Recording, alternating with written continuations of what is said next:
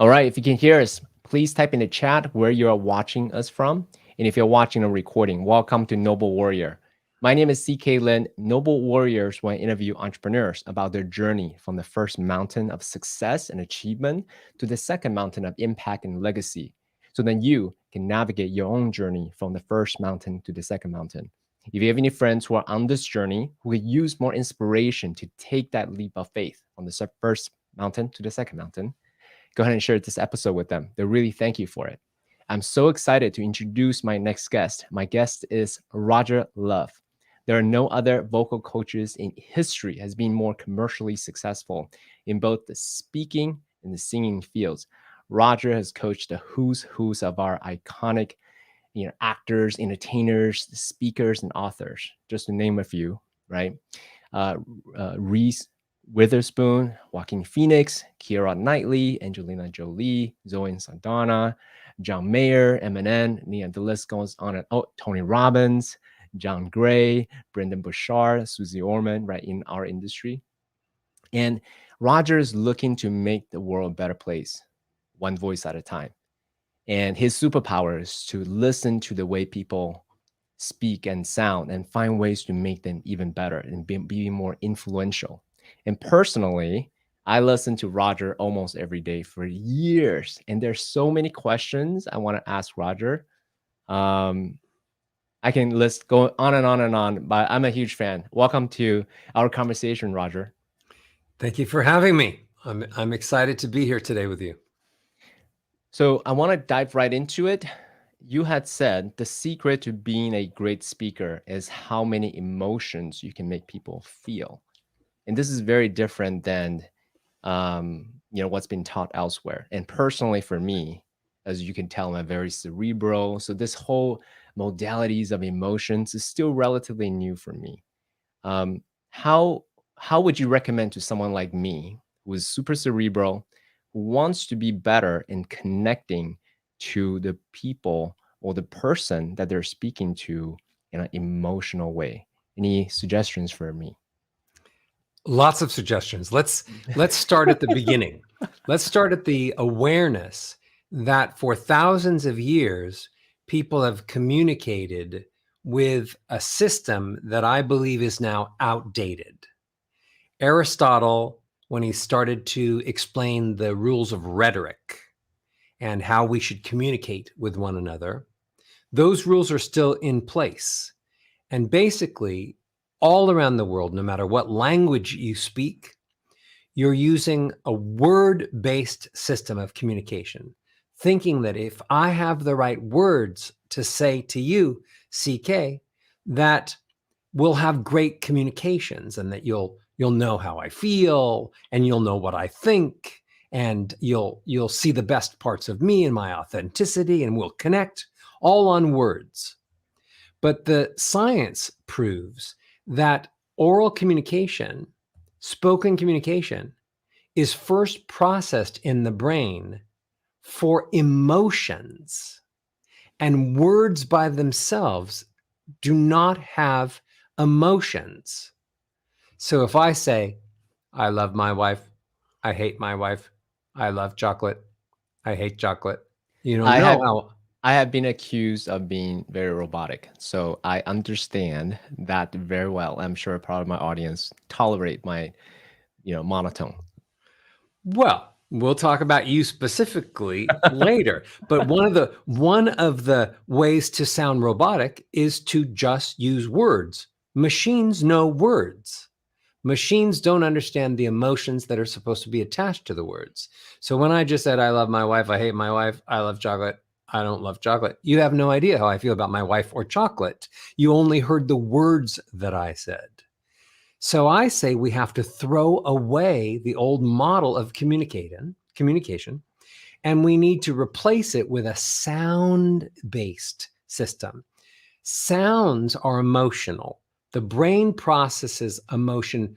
The brain processes spoken communication first for emotion, not logic. Sounds are emotional. I say, I love my wife. I love being with you here today. CK, I attach the right sounds. I hate chocolate. I love basketball. I attach the right sounds to the words. The brain says, oh, I understand how you feel, Roger. Now I can process it. I can think about that. How do I feel? Should I take your feelings and make some decisions on them? Should I store them into memory? But we have to move communication from just word-based to sound-based, emotion-based. And that's where we have to start our discussion today. So I have a follow-up question there, Roger. My brain is very active, very fast, right? So for years, I'm basically trying to catch up to my thoughts. And I've trained myself to finally let go of some of the internal resistance to just speak. So my speaking pattern is long, and I repeat synonyms because I'm trying to basically say everything out loud, right? And as such, that it sounds is just words versus my emotions, and also my body needs to catch up to my words. So since my brain's working at one speed, my emotions working a little slower, my body works even slower, what do I do? Okay, I gotcha. Your brain is working fast. So your brain is thinking not only about the words that you're saying right then, but you're thinking about what words you're going to say on your next sentence. So you're at the very least one sentence ahead in your brain of what you want to say next. You know your listeners are impatient. The average attention span is maybe 8 seconds, 8 to 12, if you're a super incredibly attentive. But you realize that people's attention spans are light, short. You want to communicate in a way that you feel like you're giving value and that you're not wasting people's time. So your brain is, like I said, thinking about the sentence you're saying and then thinking about the next sentence. You have to stop doing that. You have to focus on exactly the word you're on, from word to word. And then you shouldn't be thinking about what you're going to say in the next sentence until you get to the comma or period of your first sentence. And when you take a breath in, you're thinking about what you're going to say next. And when you have it, you jump right in and say what's next. Stop thinking ahead. Start thinking word by word. I say, I love flowers. I love the color yellow. If I'm not thinking about yellow when I say yellow, how could I? Green or pink. I have to be focused on the words I'm saying, the sounds that are attached to the words, the emotions that I'm feeling while I'm saying those words and making those sounds. And then I get to a comma. And then I think of what I'm going to say next.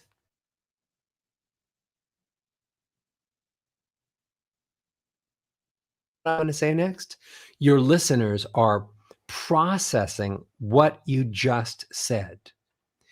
People with fast brains think that they have to speak like they're getting paid by the word. But here's what the audiences actually need from you. Audiences are not processing the information and feeling about it until you stop speaking. So when you say, I really like red, I really like yellow, I really like green, they didn't have a chance to think about red, yellow, and green. But when you said, I really like red, I really like yellow, and I also love green. And then when you stopped after green, they were thinking, I like green, money, grass, fields of Ireland.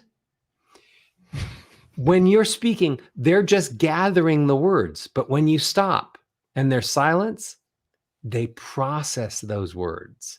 So you giving the sentence, then jumping into the next sentence, then jumping into the next sentence, because your brain works so fast, you're robbing them of the silent places where they're supposed to think about what you just said. I appreciate this. So yeah, slow down just a little bit. But don't slow down during the sentence. The idea is go at it during the sentence and then take a breath. Oh my gosh. Don't just slow the whole computer down. So okay. So here's my I have a follow-up question there is this. Our mutual friend Ken Rakowski, right? He's saying to me, CK, you're way too slow. You got to, keep the pace going, keep it energetic. So basically I have two speed. I either go too fast or I go really slow and, just being present. So then for someone like me who was, not so adapt to this, just keep practicing the middle speed, trying to find the middle way. No, I want to be very specific in everything that we do today. We can isolate a problem, and then I'm going to give you a solution for it, so that it isn't just woo woo. Yeah, I got to think about my voice, or yeah, I spent some time with Roger today. No, I learned these things. Okay, you believe you have two speeds, fast and slow. And you believe when you speak fast, it's hard for people to understand you, so you sometimes have to speak a little slower. But the problem is that it isn't the speed of your voice that is causing the disconnect. It's not. I know that Ken maybe said, he didn't say you have to speed up or slow down. What he said was you have to make your voice maybe more interesting. And I'm telling you, let me decode this. You speak with a monotone. So what happens is a monotone voice stays on the same note a lot of the time. So if I'm a piano, and I kind of just stay on this note the whole time, that would be called monotone. So whether I went really, really fast on it or whether I went really slow on it, if I just hovered around the same note, it would basically, what happens is when people hear the same note over and over and over again, they think they know what you're going to say next. And so you lose their attention and you sound boring. When they think they know what you're going to sound like next, they think they know what you're going to say next, and you've lost them. Your issue is that you stay too much on the same note. So then it's harder to get excited about this that you just said, or this, or this, if everything sounds the same. If I say basketball, hockey, football, soccer, then they're like, whatever. You're not showcasing any emotion that you feel different. But if I say basketball, and I'm like, golf, or like football. Yeah. So you actually need more melody in your voice so that you don't sound robotic. Again, robots, AI, do not have a lot of melody. A lot of times they stay on the same word, they stay on the same note. Yeah. So the more you stay on the same note, the more you sound robotic. Yeah. Actually, machines are learning to speak with more melody now. So you don't want to be left behind machines. You don't want to sound less human than the machines that are already not human. Oh my God. Here's what you need to know about melody, because this is a big thing. When people record themselves and they listen back, they don't even realize that they're staying on the same note the whole time, because they think they're so full of emotion and passion, and I'm so smart and I have all the right words. And look, now I'm excited. And look, now I'm sad. Look, I'm angry now. But then they listen back and it's just one note like that. So here's what you got to get better at understanding. All right. There are 3 types of melody that you should use when you communicate. And some of them showcase great emotion, and some of them showcase no emotion. Monotone showcases no emotion. I love this. I hate this. I'm bored. I'm excited. This is the greatest day of my life. I just lost my left toe. Just so that you know, I'm sweating a lot. That's okay. That's okay. Okay. Monotone, you understand. Boring. Emotionless. Makes you sound like we don't know how you feel about things because it's all too even. Now, there's a thing called ascending melodies. That's where you go from a low note to a high note. Check this out. I really like golf. I really love my wife. I love the color green. This is an ascending melody, just like a song. I'm going up.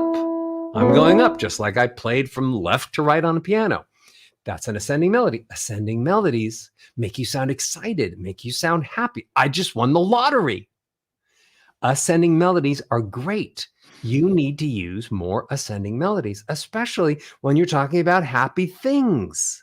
You need to sound happy when you're talking about happy things. If you just do it monotone, I just won the lottery, they're like, it wasn't that much of a ticket, right? What, $5? You won a scratcher? I just won the lottery. Wow. How many thousands of dollars did you win? Ascending melodies make you sound happy. Descending melodies, the ones that go from high to low, it's my birthday. I just won the lottery. Nobody got me any presents. Those are the ones that go from highs to lows. It's okay. It's only my birthday. Those are descending scales. And we were taught in elementary school all around the world. The teachers didn't know that they were teaching this, but they were. We were taught to go down when we got to a comma. Mm-hmm. And when we got to a period, we were supposed to go down. Mm-hmm. And that the only time we were supposed to go up was when it was a question. Mm-hmm. I have to take a nap? Mm-hmm. I have to eat that lunch? So we understand what going up is, ascending melodies for questions, but all the rest of the time we're going and using descending scales. Every time we get to a comma, we go down in melody, down in volume, or we stay on the same note. We need to lose that whole misconception of the only time we can go up is when it's a question, because that's baloney. We should be going up every time we're excited, everything it's amazing, time that we're happy, every time we want to showcase energetic, powerful, positive emotions. They should all be ascending scales. We should stop going down because we're making people sad. We're making ourselves seem like we're sad. We're telling people we're done every time we get to a comma. We wonder why people are interrupting us, but we keep getting to a comma and stopping. So they think, Roger must be done. Maybe it's my time to speak. So lose the monotone, add a lot more ascending scales, and lose all of the descending scales that make you sound sad until you want to sound sad. Yeah. So one hack that I have for anyone who's learning a new language that I used when I first came to this country is emulate what do you call those sitcom actors? Yeah. So literally right after them, right? And that's how I was able to acquire their American accent super quickly. Within 12 months, I was able to be pretty fluent. So are there, actors, or I know you have a program. We'll definitely talk about your program, Deep Communication. But are there actors, someone who's very animated, who's very happy, that you think that I should listen to, find their clips, and perhaps repeat after them? Yeah, I mean, there are so many great speakers out there. Patrick Stewart, Sir Patrick Stewart, great speaker. Kelsey Grammer, great speaker. Oprah, great speaker. Obama, great speaker. The voices that Martin Luther King, great speaker. You can find speeches of these people and sitcoms of some of these people all over the place. The great speakers don't do all descending scales. They don't do monotone. They have melody in their voices. They have volume changes. You sense when somebody's going from happy to sad, from sad to angry, to all of the different emotions. So the thing is that most people, first of all, need to realize what they sound like. They don't record themselves enough. So they don't know that they're going down. They don't know that they're using all monotone.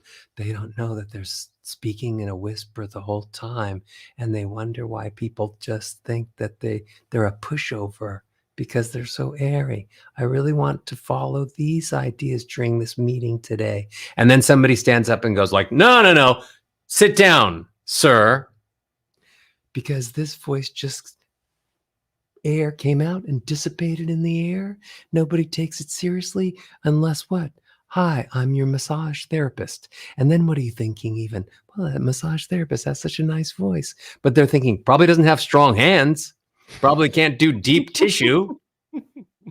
So we got to learn what we sound like now and what those sounds are making people perceive us to be.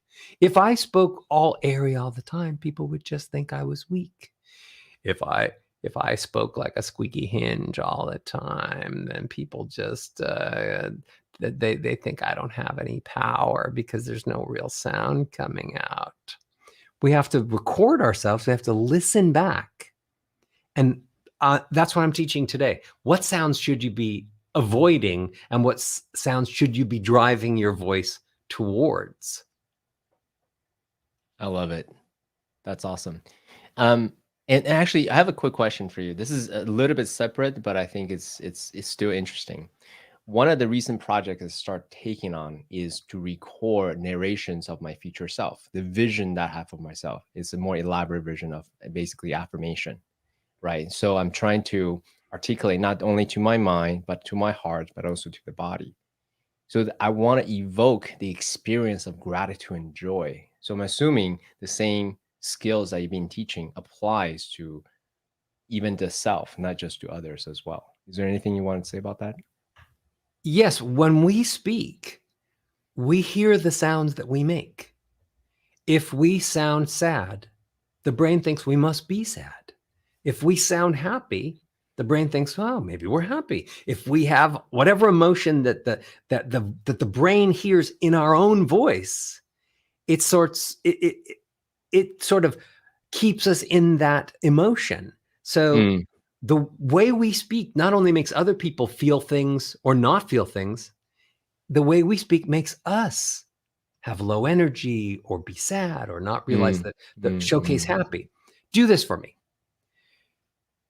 Roger says, I don't use melody, and go up higher on melody. Roger says, I don't use melody. Roger says, I don't use melody. So that when something amazing happens. So then when something amazing happens. I, for example, went higher. I, for example, went higher. So I can say, I really like strawberry a lot more than butterscotch. I really like strawberry better than butterscotch. I've interviewed other guests for my show. I've interviewed other guests for my show. But today, we have a real treat. We have a real treat. My teacher is here. My teacher's here. Some other times where we did interviews? Some other time when we did interviews? I didn't like that person as much. I didn't like that person as much. I still asked him questions. I still asked him questions. But you know, I just wasn't excited to do the interview. I just wasn't excited to do the interview. So now this is an exaggeration, but you see how foreign that feels? You're forcing yourself to go up there and you don't think you sound believable or authentic anymore. I do not. But what's the alternative? Showcasing the same emotion? I really love doing this show. Everyone's my best friend. But what about those people that didn't really do good interviews? How do I feel about them? I love them or I don't love them. No. You have to use melody. You have to change it. You have to go up and down just like a good song. You have to use volume changes. Another thing that you need to understand, and everyone does, you can't just keep it the same volume because there's a microphone there and you feel like I found a signal that works and now my voice, this is the volume I'm going to have. Great signal. The listeners can hear me. No, you want to change your volume sometimes.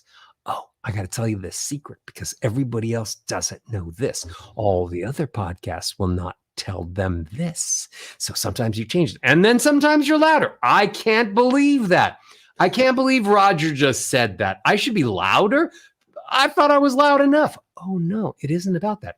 It's about making changes, changing how loud or soft you are, changing how fast or slow you speak, changing how high you are or how low you are, changing the melody, because it is in those changes, in those sound changes, that people feel emotional changes, and then they're never bored. I do events where I'll spend 3 days. I just did one a couple of months ago, my Voice of Success Live. We did it virtual this year. And I had 1,500 people start with me on Friday morning at 9 a.m. And 1,500 people end with me on Sunday at 3 o'clock. Wow. And the only time they left is when they had to go to the bathroom. Wow. Well, if I would have had the same voice for those 3 days, I would have lost them before lunch on the first day. But they were always expecting something new. They were expecting the unexpected. Speakers don't realize that they're entertainers, that they have to move people emotionally. I say a great speaker can do 3 things. Number 1, control other people's perceptions of them, so that I open up my mouth and I speak, and I want you to perceive the best parts of me, not the worst parts of me. I can influence the way you perceive me based on the sounds I make. Second, I want to move people emotionally, like we started this discussion. I want someone to spend 5 minutes with me or 5 hours with me, and I want them to move from emotion to emotion, because that's how they learn. That's how they experience. That's how they get excited. And the third thing is, I want to be able to influence the outcome of every conversation that I enter into. So if I can move people from emotion to emotion, guess what? I can roadmap my way to achieve the end emotion that I want them to feel at the end of the conversation. Then I'm a great speaker. I've showcased the best of me. I've moved people emotionally. I'm an amazing listener. And we all got to a fantastic outcome at the end of a communication. That's what great communication is all about. So question there. The podcast is called Noble Warrior. I used a lot of dojo type of metaphors, right? So for me, a dojo would be kind of like studying your own recording and then deconstruct. In this case, the tonalities of my sound. Do I get excited or something like that? Is that something that you teach as well, to help people basically deconstruct what they did, as well as also watching great speakers, entertainers, actors, and so forth, and see how they have different ranges and so forth? Do you? Yes. When I first started teaching voice, I was a singing coach. I was 16 years old, and I was the voice coach of the Beach Boys, of the Jacksons, of Earth, Wind, and Fire. And I was working with all these amazing superstar singers, because I was brought in as a junior partner to the senior partner, who already was the most famous voice teacher in the world. So I was literally thrown in to teach all these famous singers. So a singer, when they are learning to sing and trying to find their own style and everything, they imitate other great singers. There's nothing new out there. There's just a little bit of what was before. This singer sounded like this music sounded like that, and you put it together and you make something new. So singers always grew up imitating other people. John Mayer was sitting in his bedroom for hours and hours and hours since he was in junior high school, and imitating different guitar players that he loved, and trying to play the solos exactly like those, and imitating singers that he loved. And every other singer has done that. It's part of becoming a singer and finding your own voice, is learning from the people that you love listening to. But speakers somehow lost that. And they don't put the same thing. They don't do the same type of work. Speakers need to identify other speakers that they love, and they need to listen to them, and they need to become great at impersonating those sounds, and then put that on a shelf, and then pick another speaker that they love and imitate them, and see, when do they go louder and higher, and when are they clean, and when are they gruff, and when are they airy, and when are they nasal, and try to imitate it. And all of that imitation helps you learn new sounds that you didn't know you had. And eventually, after imitating a lot of great speakers, you become your own great voice, because all of those influences end up combining together, and you have like a potpourri of all the people that you love inside of you. And then when you open your mouth, it all sort of mushes together, and it sounds unique. So you've worked with a lot of famous, iconic people. Would you say some are, let's say, great technicians, and some just have a voice that's able to not only connect to themselves, but also be able to amplify and articulate and impact millions, right, for generations to come. What's the differentiation between someone just, good technically, but someone who is iconic and just have that prowess to be able to connect for generations to come? Beautiful. That's a great question. It's great to be born with an instrument. Like all of a sudden you say, daddy, and your voice resonates more than the person next to you, your twin brother who says, daddy, and the voice sounds different, or your sister who sounds different. So it's great to be born with an instrument. But I say every one of us is born with an instrument. But then what happens is what do you do with that instrument?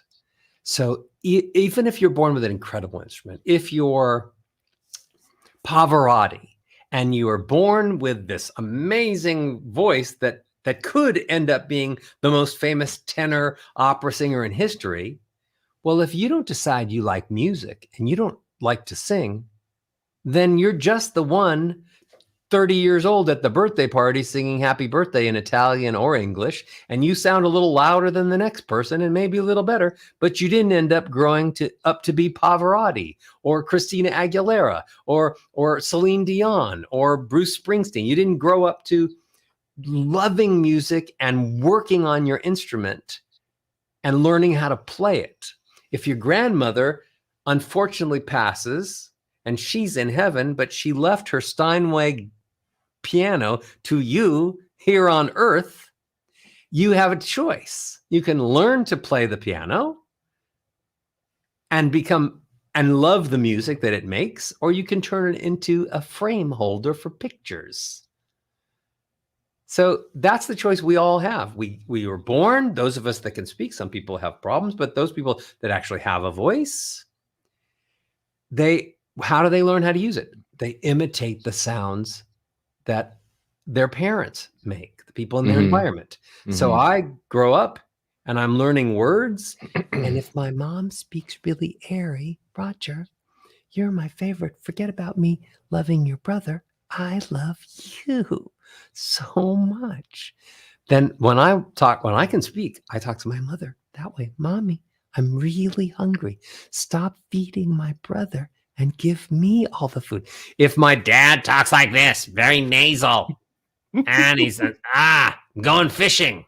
I'm going fishing. And he comes back from fishing and he looks so happy. And I'm growing up and I see this and I want to go fishing.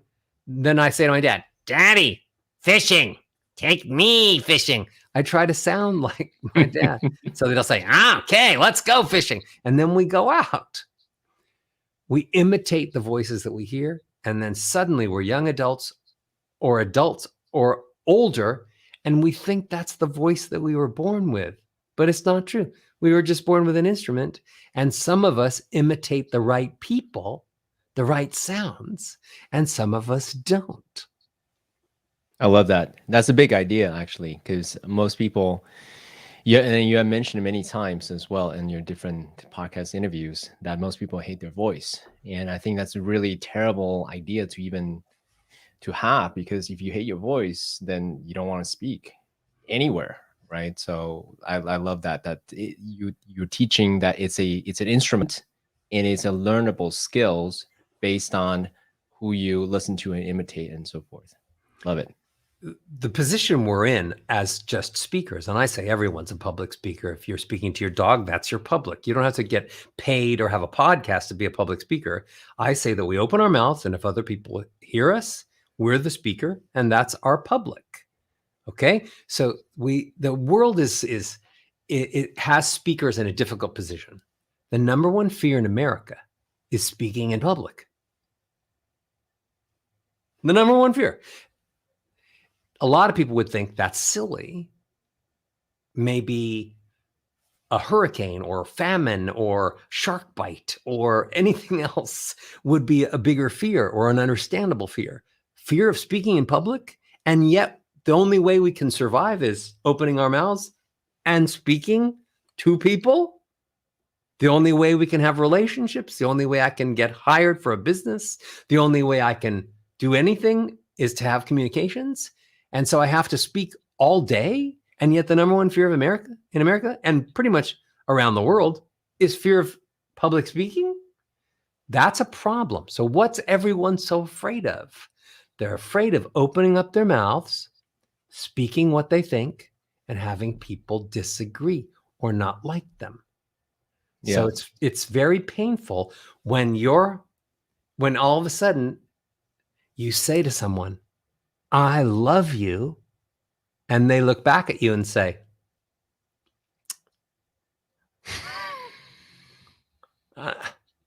thank you. Thank you. Oh my gosh. I don't like that. So just judge it from that. How good does that feel? Doesn't feel good. When you say, I love you to someone, the only thing that's going to really make you feel good is when they say, I love you too. So we're afraid of being rejected. We're afraid of being judged harshly. And human nature is that when you hear someone speak, you're making value judgments about them. You don't know them. So when I hear anyone speak, I'm thinking, how old is that person? Is that person married? How much money do they have in the bank? Do they have any kids? Where'd they go to school? Why'd they pick blue to wear? We're always we're making value assessments of people. So the goal is, the reason you don't love your voice is because you know it. It sounds too monotone, or it sounds too boring, or you sound too sad, or you don't have enough emotion in it. So your job, each of our jobs, is to make our own voices sound better so that we like the sounds we make, so that we feel better about the sounds that we're making, the conversations we're having, the communication we're doing, that is more authentic and real and trustworthy. And then with sounds like that and with those feelings, what are people going to feel when they talk to us? They're going to love speaking to us.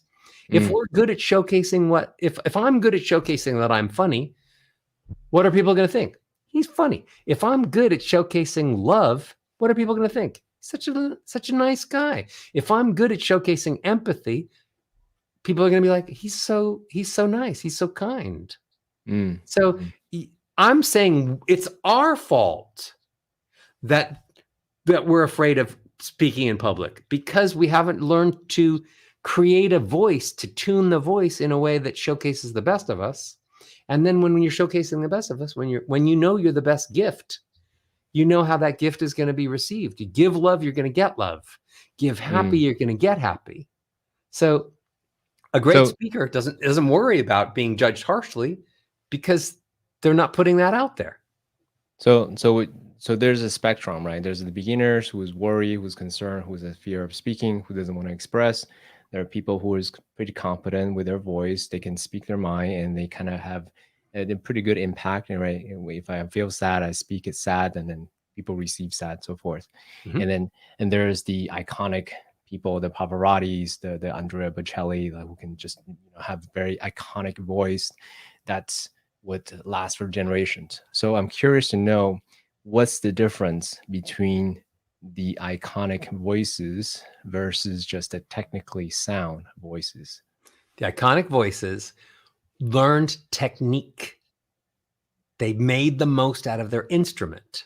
And then they kept bouncing themselves, their thoughts, their sounds, whether it's speaking or singing, off of people. And then they would judge how people were responding to it. And then they'd make changes. And then they bounce it off of people, and then they make changes. It's the thing you do when you're doing any business. You build a widget company, and you think this is what people need, and you make the widget and you give it to people, and they say, oh, well, your widget does this, but I'd really like it to do this. And you take it back and you tweak it, and then you fix your widget and you give it back to the people, and they were like, this is good. This works better. But now, could you make it do this? And you take your widget back, and you're just trying to perfect your widget to be what the people want.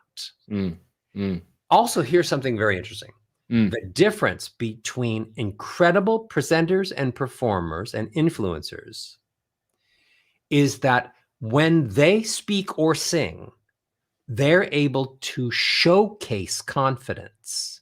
They're able to make their listeners believe that that's exactly what they wanted to say. that that's exactly what they wanted to sound like. They're able to showcase confidence. That doesn't mean that they're more confident than anyone else. It means that they've managed to train themselves to showcase confidence. The singer who gets up has to make the audience think that's how, oh, he must really want it, or she must really want it to sound like that. Seems like it's exactly the way that the performer wanted it to come out. Then the audience thinks, well, then that must be amazing, because it sounds like the singer's confident. It sounds like the speaker's confident. So then the audience thinks, okay, well, then that must be good. So it's the ability to showcase confidence more important than the ability to actually have confidence. And how do you showcase confidence? By making the sounds of confidence, by showcasing in your voice that you're confident. You're never going to come off confident if you're all airy. You're never going to come off confident if you have no melody. You're never going to come off confident if you don't have enough volume in your voice. You make the sounds of confidence. People perceive you as confident. Eventually, you become confident, because part of confidence is playing it out, giving yourself, and having people receive you so positively that you start to feel confident about your abilities and about your traits and about your product and about your content. I love it. So in the startup world, we have this phrase called product market fit, right? So similarly, what I'm hearing you say is, so imagine your voice is a quote unquote product, right? Or a character, right? So you can, as you get good at channeling an aspect of who you are, sadness, pride or confidence or whatever the thing is, then as you get better towards the spectrum of unconscious competence, then you can tune the character, the aspect of you that when you want to bring out. Hey, I want to, as a professional, I want to project confidence. Let me bring out my confidence voice, this character, right? So then you can then train, be more precise in the way you project your intention to whoever you're speaking to. Is that a good reframe of what you just said? That's a great reframe. I only want to make one change to that. I believe that this pursuit for unconscious competence is overrated. Say more about that, please. Okay. Bruce Lee was amazing at martial arts. So he became what you might say unconsciously competent at martial arts.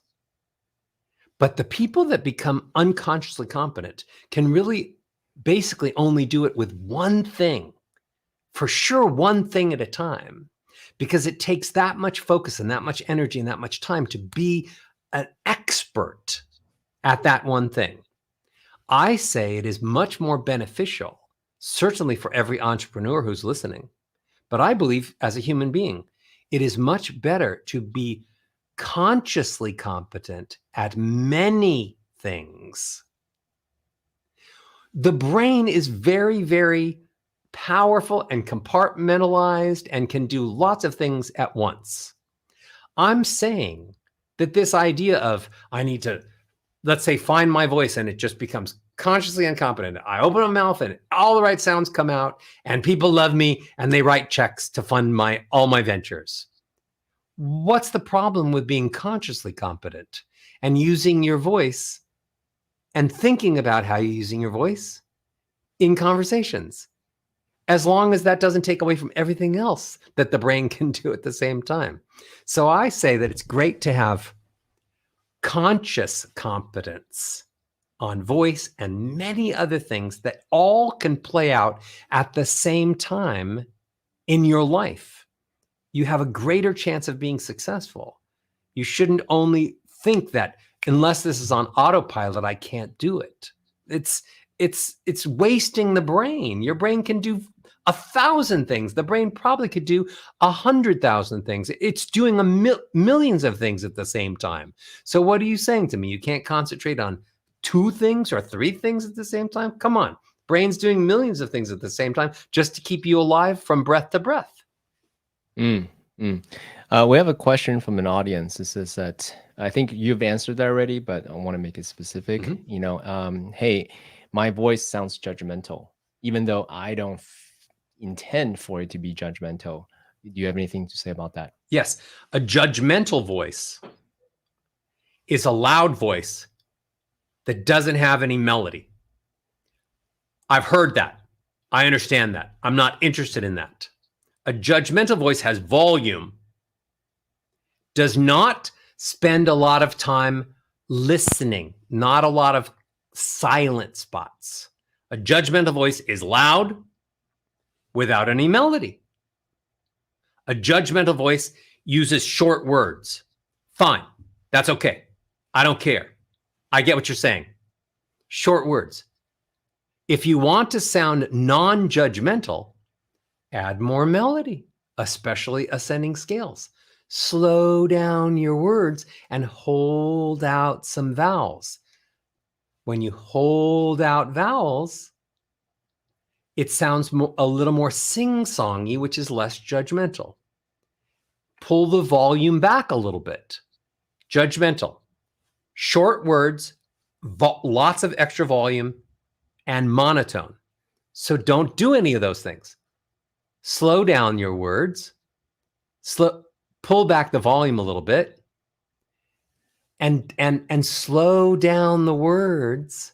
And also spend more time at commas, listening, and then speak a little bit, and then listen and speak. If you do any of those, if you add melody, you're going to sound less judgmental. If you pull your volume back a little, you're going to sound less judgmental.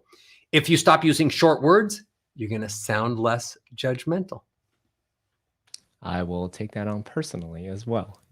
Add more melody. So on this podcast, we talk a lot about going from the first mountain of success to the second mountain of legacy and purpose. And then throughout our conversation, you've touched upon it, but I want to ask a direct question. Okay. How can you use voice and singing and speaking to discover the authentic part of who you are as a human being? When you find your voice, you decide you don't just sound like the people that you grew up with. You start with a blank slate. You create your melodies and your volumes and the right air in and out. You see how easy it is to showcase emotions with using the right sounds and the right words. You are operating from a place where your voice, the things you say, are more tied to your values, your core values, your beliefs, your wants, your desires, your hopes, your heart. It's more heart-based. Words, if you're just learning a lot of words and you're just using words, it's all just tied to a non-emotional place. But as soon as you start making the sounds and attaching the right words to them and hearing them and bouncing the best of yourself off of other people, it's a lot easier to realize that you're becoming the person you wanted to be. And that it's tied to, like I said, your beliefs and your morals and your values. And communicating on that emotional level always keeps you moving in the direction of legacy, future, happiness. The voices that are stifled, the voices that are all logic and no emotion, how can they ever reach the legacy place, or how can they look forward to a future? Because they're not even enjoying moment to moment. They're not emotion based, and they're not authentic, tied to the emotions and wants and desires. They're just word based, thinking that the words can be attached to goals that you think you can achieve in communications, but that people lie and words lie. So you got to get to a place where this is how I feel and I'm good at expressing it. Do you know that the number one skill set that's asked in all businesses now, the number one skill set they're looking for, LinkedIn did a survey. Companies want people to be great oral communicators.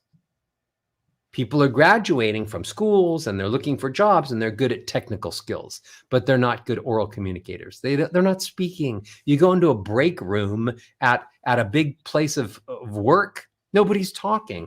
They're sitting there on their phones. Used to be some years ago, you walk into a break room and people would be talking.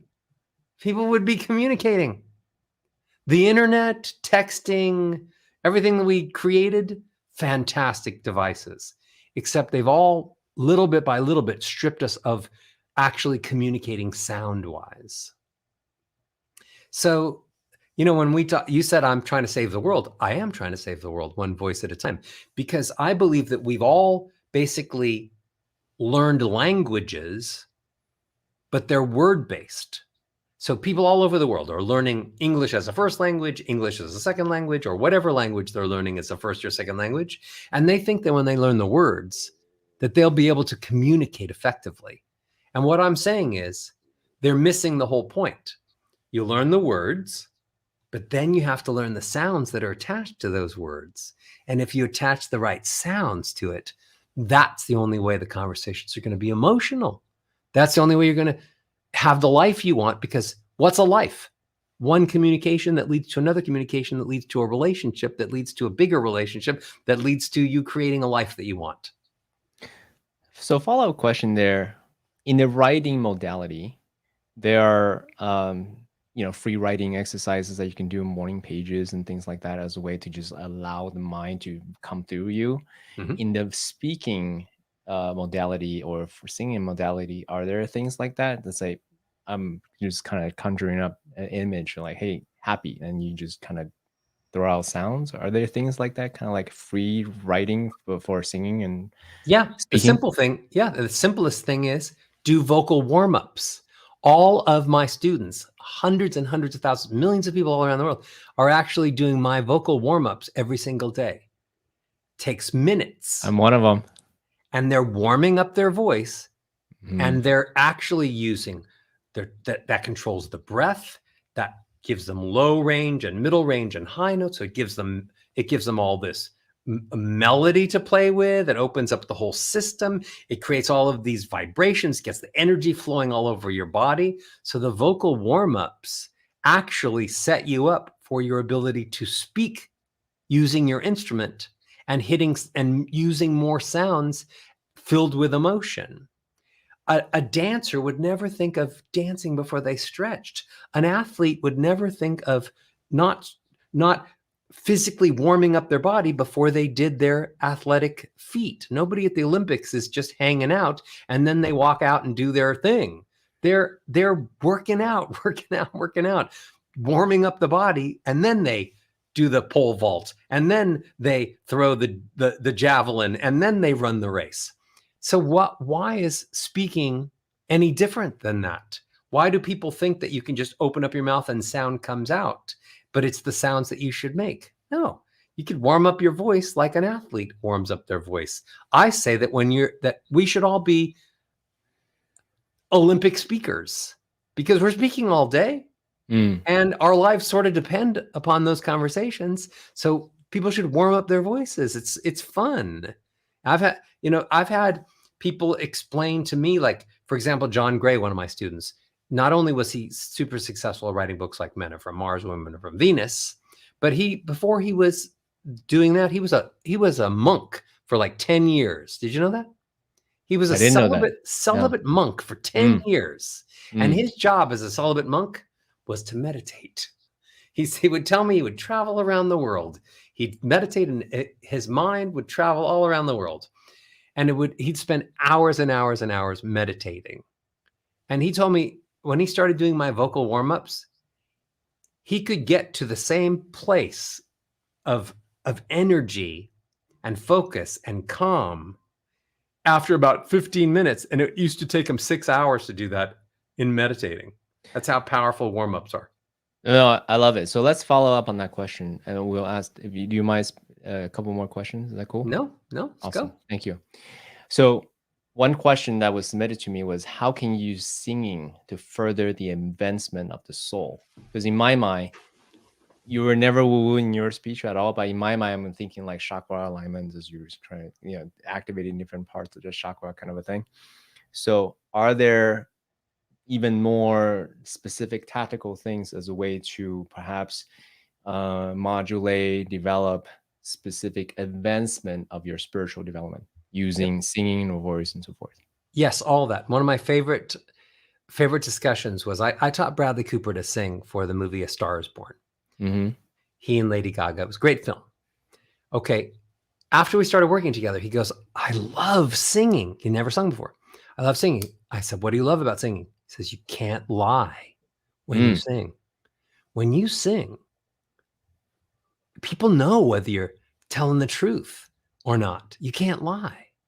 So he connected immediately to this authentic, true place that when you sing, that people know when you don't feel it, when you don't believe it, when it's all just baloney. So, I mean, I don't believe there's any difference between singing and speaking. When I was a singing coach for 17 years, and then speakers like Tony Robbins and Suze Orman, all these, and actors started coming to me. And in the beginning, I thought, well, I have to create completely different techniques to teach the speakers. And I tried to create all those techniques. And as I would do it, one after the other, I realized that the same techniques that I had been doing for 17 years of showcasing, telling a singer how to use their voice to influence and move millions of people, I could use the same techniques for speakers. So sort of what I do is I put the music back into the speaking voice, because there's already emotion and there's authenticity and all kinds of connective tissue in singing. So I make my speakers as if they were singers, and they have control over the same things: the pitch, the pace, the melody, the volumes, all the things that singers did. And then I realized that my speakers were becoming the most famous speakers in the world because they were doing exactly what singers were doing.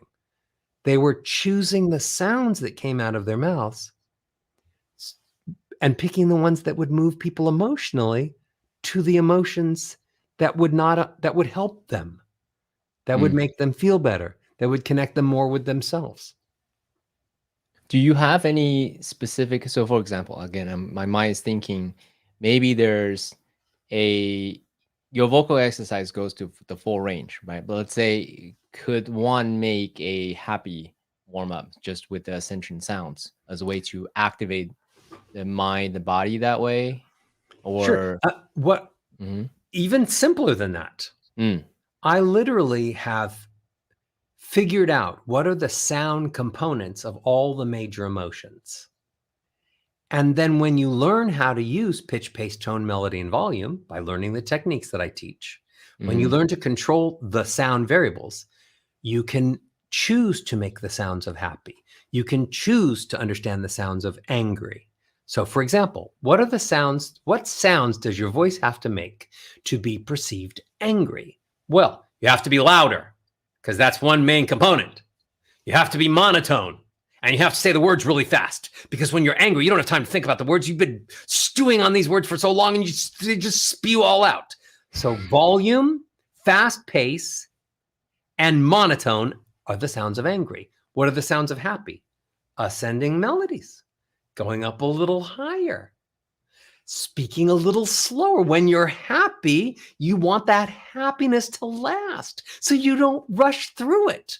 Ascending melodies, happy. Also, happy has a little more air in it.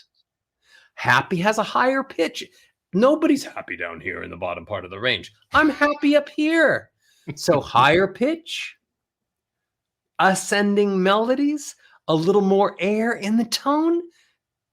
So if you knew that you could actually make really simple sounds that your voice could learn how to make, and that you could showcase any emotion that you want, and that you could tie those emotions to the things you were talking about when you were presenting, I have people look at, for example, if they're realtors, I have them look at this whole script that realtors like to use to try to sell homes. And I say, Okay, what do you want them to feel in this section? Well, I want them to feel excited. Okay, what do you want them to feel here? Oh, I want them to feel this. I want them to feel that. Or a car salesman. What do I want them to feel? They're not walking through the let's say two people walk in through the door at the car showroom. One person is there to buy a car, and they bring their friend to help them pick the right color. What do I got to say to the friend? What emotions might I have to lead either of them through so that both of them buy a car that day? Trust. Well, first thing is, yes, I have to take them through the emotions where they can trust me. I have to take them through emotions of being excited about the possibility of that vehicle changing their lives. I have to get them to a place of thinking hopeful that this is exactly where they want to go and they want to drive that. I have to take them through a series of emotions. I have to get them to a place of calm so that they know that I'm not rushing them through any process. They have to feel like they have all the time in the world. They have to feel at peace. They have to feel excited. They have to feel they have to feel happy. So that I have to lead them through all kinds of different emotions so that they both can't wait to sign the contract, and they both walk out the door thinking, I didn't know I was going to buy a car, but I didn't know I was going to feel like that. I know, neither did I. Let's drive someplace now. So it's just that people are entering into conversations not thinking about what emotions might help them achieve the outcome. People are entering into conversations not even thinking what they want that outcome to be. I don't waste any time communicating unless I have already decided what would I like to happen at the end of this conversation. Maybe it's just I want to have coffee with someone and I want them at the end of the conversation to believe that we really connected and that they want to get together again with me and have coffee another time. Maybe it's just something simple. Maybe I just wanted that person to know I really care about them and the problems they're having in their lives and that I'm here for them. But I enter into conversations thinking, how does that person feel? And how could I help that person feel? Yeah, I love it. Last question, and before we talk about your program, and also a huge acknowledgement to you, that is this. And if I don't ask this question, people are gonna get upset at me. Okay, so you have taught millions of people, from the Oscar winners, right, and all these famous musicians and celebrities, all the way to executives in Fortune 500, Fortune 100 companies, and mothers and fathers and students and everybody who uses their voice. That's right. Anyone who has a voice. So if you think about the best students that you have, the best ever, right, who really like immerse in your techniques and who just take it in and have your techniques and your teachings enhance the professional life and who they are as a human being, their spiritual development and so forth. What are some of the common traits that you see that they just embody such that they can really take in all your teachings?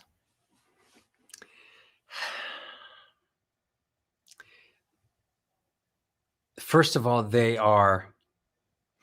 they're patient enough to take time out of the equation. Time is such a man-made constraint. If I don't have a beach house by the time I'm 23, I'm not successful. If I don't have an apartment in a high-rise on Fifth Avenue by the time I'm 26, I'm not successful. If I haven't already sold my company by the time I'm 28 for this 10x of what the annual thing is, then I'm not successful. And we have all these time constraints. The best students take time out of the equation and they realize they're there for betterment of themselves. And then we work really fast. Sometimes I may only have days to turn someone into a great voice, or minutes before they go out on stage. But you take time out of the equation. The best students take time out of the equation and then work hard every moment until they've learned the techniques, until they feel comfortable. Also, I found that the best students are heart-based. And that is that singers like John Mayer didn't become singers and guitar players because they wanted to make money. They wanted to make music, and making music makes them happy. the greatest influencers in the world, the Tony Robbins of the world, the people that I teach like that, they're purpose driven. The money is in fifth position. When you change the world, when you help people, that's your gift. And when they gift you back money to help pay for the programs you make, that's their gift. It isn't selling and buying. It's the greatest presenters are giving themselves away as the gift, the greatest gift that they can give. And then the audience is just saying, well, thank you for that gift. And here I'm going to gift you back some money so that you can keep making those gifts. So they're heart-based. They want things to happen fast, but they don't fault themselves and put them in a window where they only give them the smallest amount of time, and then they're unsuccessful if they haven't achieved it at that moment. We can't control when fate opens up a door and a miracle happens. All we can control is being ready for any door and every door to open, so that when that door of opportunity opens, we're ready to do it, to do that task, to be that person. Then a miracle happens. Miracles don't happen to people that are not ready to accept, aren't ready to do what they've got to do when the door opens, when the light shines, when the opportunity presents itself. I love it. Well, I could speak to you for hours, Roger. Really, I would love to one day just hang out and just chat. But I know you got to go. So let's talk a little bit about your program. So you had talked about the 5 skills and, the different sounds one could make to elicit certain emotions that one wants to project. What program should they first get to learn all that? Great. I have spent my life creating content that people can learn, and me guiding them through it, and have results, immediate results. And I don't want to choose for your people what program they want. What I want to do is literally, I came here today because I want to help people use their voice to unlock a new level of success in their life. So maybe they want to speak, maybe they want to sing, or maybe this interview has inspired your listeners to want to do both. So the gift I brought today is a $50 gift certificate that's waiting for you at rogerlove.com/CK. And the CK is lowercase, rogerlove.com/CK. You're going to go there, claim your gift certificate, and use it to get your hands on the training program that's perfect for you at this moment and what you want to achieve with your voice and your life. So, by the way, I made sure that the $50 is good for speaking training or singing training or both, because many of your fans are learners and they always want to be learning and growing and exploring new things. So I don't want to limit any of your people in working on their singing voice or their speaking voice. I'd love them to work on both. So just go to rogerlove.com/CK, CK lowercase, and use that $50 to buy any of my programs. The good news is that $50 is going to pay for a great deal of the program.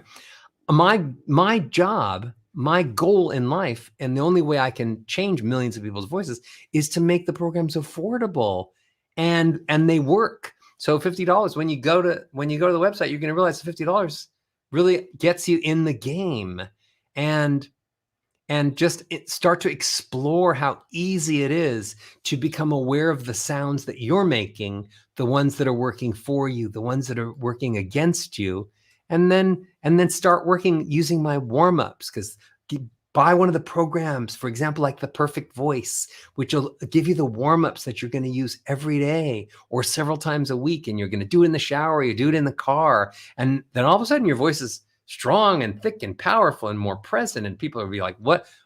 Wow, did you just come from the gym? You're like, no, I just did my vocal warm-ups. So you got to start with awareness. In this world, people are trying to figure out how to be happier and how to be more successful. And they've tried almost everything they can think of. And unfortunately, voice has somehow ended up on the end of a list that they never even looked on. They're not thinking about, if my voice was better, maybe I could be more successful. If my voice was better, maybe I could be happier. If my voice was successful, maybe I could be confident. If my voice was successful, maybe I'd be already on that second mountain instead of just trying desperately to hold on to my position on the first mountain. So people aren't thinking about their voices except when they lose their voices. Those are the people that are losing out. I'm telling you that voice is the greatest makeover you could do for yourself and for everyone that listens to you. So go to rogerlove.com/CK. Jump in, pick any program that excites you, start working on your voice, and you watch how that changes you from the inside and how that changes how everyone perceives you from the outside.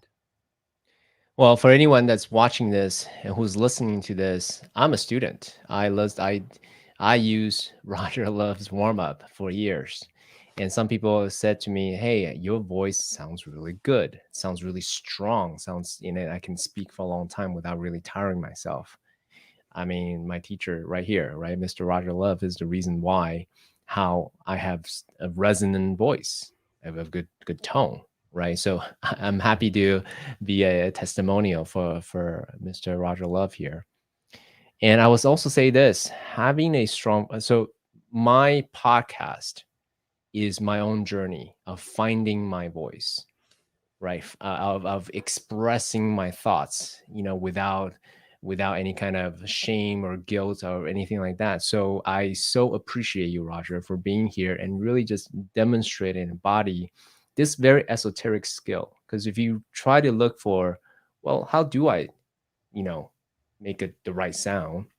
How do I? And there are lots of singing teachers, but I don't necessarily want to be a professional singer, right? So the fact that you are able to make these mechanics more relevant to the everyday people who just want to, be better using their voice, finding their voice, and expressing themselves in a way that's authentic to who they are. It's a beautiful thing. So I really, really appreciate you being here, having this great conversation with me. Thank you so much. Thank you for everything that you're doing on your journey to find who you are, to help so many other people. You're a great example of what's on a higher plane once you find your voice. When you find your voice, you want to share it. When you find your voice and you realize you can help other people, you become the gift. You feel great about it. They feel great about it. That's what changes the world. One person who finds their voice at a time and then shares that with other people and then becomes great listeners to the other people that are using their voices. So you lead by example. Thank you so much for having me today. And I look forward to the next time that you and I are going to talk. Awesome. Guys, go get the courses, whatever course you get, rogerlove.com/CK.